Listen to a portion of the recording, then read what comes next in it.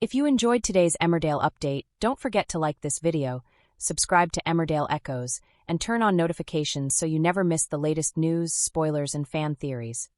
That line comes at the very end, exactly as promised, but first, let's get into everything that's about to explode in the village. Picture this. A bride sneaking out of her own wedding with a bag of luggage, a jilted groom raising a toast to a happy ending that's already fallen apart, and a mysterious detective who seems to have turned up in Emmerdale with a grudge nobody saw coming. That's the kind of week we're walking into, and honestly, it might be one of the wildest stretches the village has seen in a long while. Welcome back to Emmerdale Echoes. If you're new here, this is where we break down everything happening on the cobbles, sorry, wrong soap, the everything happening in the Dales, with fresh takes, honest reactions, and a healthy dose of fan theory chaos. Today we're diving into 4 massive spoilers landing between Monday the 24th and Friday the 28th of August. And trust me, there isn't a single quiet moment in any of them. So grab a cuppa, settle in, and let's get started. Let's begin with the story everyone's going to be talking about the moment it airs. Dawn Fletcher's wedding day to Joe Tate turning into an absolute disaster. On paper, it should be one of the happiest days the village has seen in ages. In reality, it's shaping up to be anything but. In the run-up to the ceremony, Graham Foster is doing everything he can to keep a lid on his worries, reassuring Joe over and over that nothing is going to spoil his big day. Underneath that calm exterior, though, Graham is clearly rattled. And he's not wrong to be, because Dawn herself is unraveling. Kim Tate's return to the village throws Dawn completely off balance, and she starts to panic that Kim's presence is going to make her plan to slip away almost impossible. That plan, by the way, involves Billy, her ex-husband, and a fresh start together in Spain. When the nerves hit hardest, it's Billy who steadies her, proving once again that he's someone she can lean on. But here's the catch. Billy isn't exactly innocent in all of this either. He's carrying his own weight of guilt, quietly, without letting on just how deep it runs. Then something unexpected happens. Kim shows Dawn a moment of genuine kindness, and it throws Dawn for a loop. Suddenly she's torn, wrestling with doubt about whether leaving is really the right call. But instead of backing down, she leans on memories of her late father, Will, using them almost like emotional leverage to work on Kim and buy herself the window she needs to disappear. That's when everything starts to crack.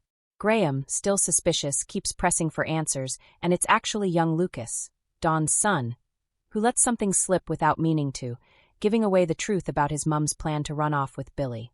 The second Graham puts the pieces together, he sprints down to the stables at Home Farm, and that's where he catches Dawn red-handed. Phone pressed to her ear, mid-call with Billy, suitcase already loaded into the car. Graham is floored. He can't quite process that Dawn is genuinely prepared to walk away from Joe on his own wedding day, knowing full well what that would do to him. Dawn insists she's doing it because she believes Joe once tried to kill Billy. That's her justification, and she's sticking to it. But Graham isn't buying the whole story. He points out a glaring hole in her account. Billy couldn't possibly have seen Joe coming at him from behind, which completely undercuts Dawn's version of events. She struggles to answer him, and for a moment it looks like the plan might unravel right there. But that's not all, because when Graham refuses to let her walk away and grabs her car keys to stop her, Dawn doesn't back down. She reaches for a shovel and hits him over the head, knocking him out cold. And when Graham finally comes round, he realizes Dawn hasn't just left him unconscious. She's tied him up completely, making sure there's no way he can interfere before she makes her getaway. It's a genuinely shocking turn for a character who's spent so long trying to do right by the people around him. Meanwhile, elsewhere in the village, there's another storyline quietly building toward the same explosive moment, and it centers on Caleb Milligan. Caleb has been playing a long game, and this week it finally starts to pay off. He's quietly delighted watching Joe's wedding plans disintegrate, because as far as he's concerned, everything is falling into place exactly the way he wanted. Behind the scenes, he even hands Billy a substantial sum of money to help him start over somewhere new. Billy, however, isn't grateful. He's furious about being used as a pawn in Caleb's revenge scheme, and he makes that anger very clear. Joe, completely unaware of what's brewing, is over at the Woolpack raising a toast to happy endings, which, given what we already know is coming, is almost painfully ironic. Ruby, watching her husband Caleb struggle to mask his frustration, tells him to hold off, to wait until after the wedding before making any moves. But patience isn't exactly Caleb's strong suit, and things escalate when Joe, fed up with Caleb's behavior, strikes him off the wedding guest list entirely. That's the final straw. Caleb decides he's done staying quiet, confronts Joe directly, and finally admits that his revenge has played out exactly as planned. Then comes the gut punch. He tells Joe that Dawn has already left the village with Billy. Joe is left absolutely devastated, realizing in that moment that he's lost not just his bride, but the future he thought he was building, including the unborn baby he believed would be part of his family. It's a heartbreaking moment for a character who genuinely thought he'd turned a corner. However, Joe and Dawn's chaos isn't the only relationship falling apart behind closed doors. Jimmy King is about to get blindsided in a completely different way. Jimmy discovers, to his shock, that Caleb and Ruby were never really his business partners at all. Instead, they'd been working against him from the very start, competing rather than collaborating. Trying to smooth things over before Jimmy can cause any real damage, Caleb offers him extra money on top of what they'd already agreed for his share of their haulage business, hoping a bigger payout will keep him from saying anything. Ruby, for her part, seems fairly unbothered by the whole confrontation, while Caleb is visibly uneasy about how the tension keeps building. Later on, Bob Hope finds Jimmy looking thoroughly miserable and tries his best to lift his spirits. But it becomes obvious pretty quickly that what's eating away at Jimmy goes far beyond just the business fallout. Something bigger seems to be weighing on him, and it's clear this storyline is far from finished. Now, here's where things take a genuinely unexpected turn, because once the wedding disaster reaches its peak, the fallout brings in someone the village barely knows yet, DS Thea Ramston. The wedding, as we've already established, spirals into an absolute nightmare, and the shockwaves ripple through the entire village. Everyone is left reeling, struggling to process what's actually happened. That's when DS Ramston steps in to take charge of the crime scene, examining every detail with an intensity that feels a little too personal for someone who's supposedly just doing her job. And that's exactly the problem. The more she digs, the more it looks like she's not simply there to uncover the truth. There seems to be something deeper driving her, some kind of long-standing grudge fueling her involvement. Watching from a distance is Gabby Thomas, visibly emotional and clearly burdened by guilt, staying completely silent while Ramston pieces together the scene. Gabby's reaction alone suggests there's more to this than we've been told so far. So fans are now wondering, who exactly is DS Thea Ramston, and why does she seem so fixated on the Tate family?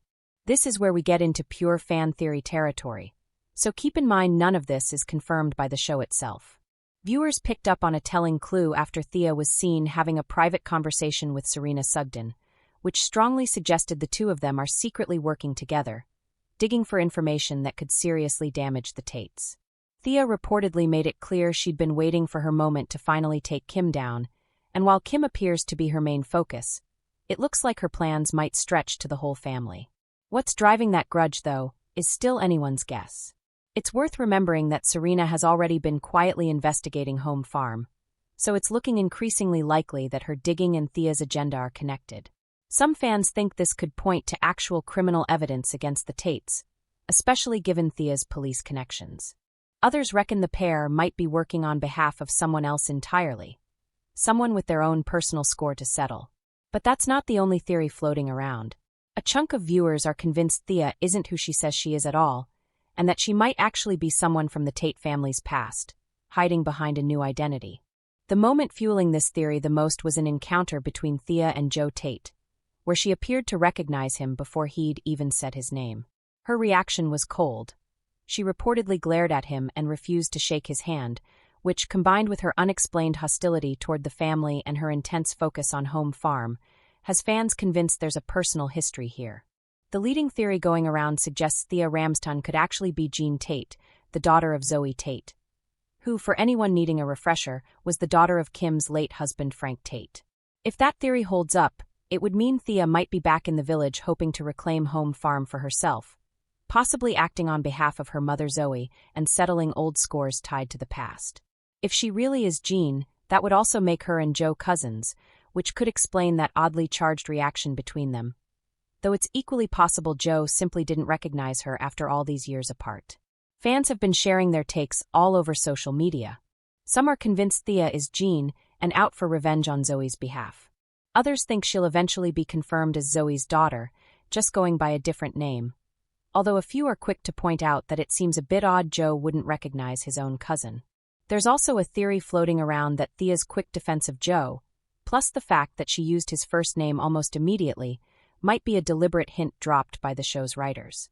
Again, all speculation for now, but it's the kind of mystery that's going to keep fans talking for weeks. Meanwhile, away from all the wedding chaos and detective intrigue, there's a small but interesting update for anyone still invested in the John Sugden storyline. Casey Al-Shaki, who plays Serena Sugden, was recently asked whether Serena's connection to her late cousin John might be explored further down the line. For context, John, who was killed during the dramatic crossover storyline, turned out to be Serena's cousin, and it later came out that the two of them had actually spent time together while he was on the run, despite Serena initially claiming otherwise. She eventually opened up about how supportive John had been toward her family, even dipping into his own army pension early to help save her mother's struggling farm. That closeness made it all the harder for Serena when she learned the darker truth about what John had done in the village, including his role in Nate Robinson's death, which is part of why she chose to put the remainder of his pension toward helping the people he'd hurt, including Nate's daughter, Frankie. As for whether we'll see this storyline return, Casey suggested it feels like a chapter that's reached its natural conclusion for now, with the focus firmly having been on Serena's guilt and her efforts to make things right. So, to sum up where things stand heading into the last week of August, Dawn's escape plan with Billy ends in a shocking act of violence against Graham. Caleb finally gets the revenge he's been quietly building toward. Jimmy discovers just how badly he's been played by people he trusted.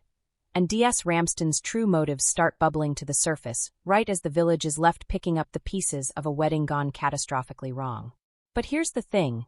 With Graham tied up and out of the picture, Joe left completely blindsided, and a detective who might be hiding a far more personal connection to the Tates than anyone realizes, this already feels like just the beginning of something much bigger. Who exactly is D.S. Ramston? And what happens when the truth finally comes out? We'll have to wait and see. If you enjoyed today's Emmerdale update, don't forget to like this video, subscribe to Emmerdale Echoes, and turn on notifications so you never miss the latest news, spoilers, and fan theories. Thanks for watching, and we'll see you in the next update.